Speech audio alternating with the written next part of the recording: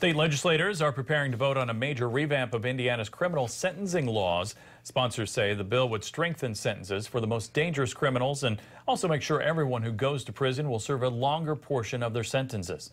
RTV6 reporter Norman Cox explains.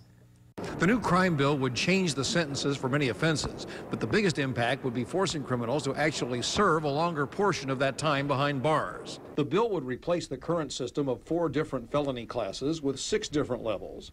Murder would continue as its own separate level.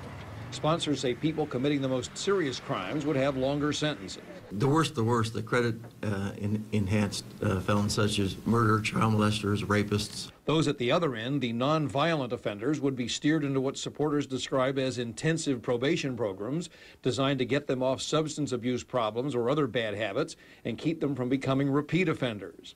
Representative Linda Lawson, a retired police officer, says it's those people who consume much of an officer's time and divert police resources from more serious crime. Officers are kind of chasing their tail.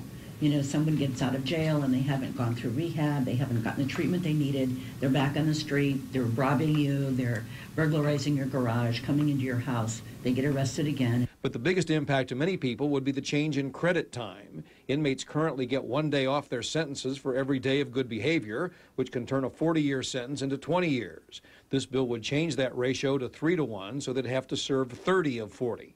The goal is certainty in sentencing, so courts, prosecutors, public defenders, but most essentially the victims know exactly, have a better idea of exactly what the perpetrator will serve. Reporters question sponsors about whether this would put more strain on the state's prison system, but they say the net effect would be fewer inmates behind bars and save the state money.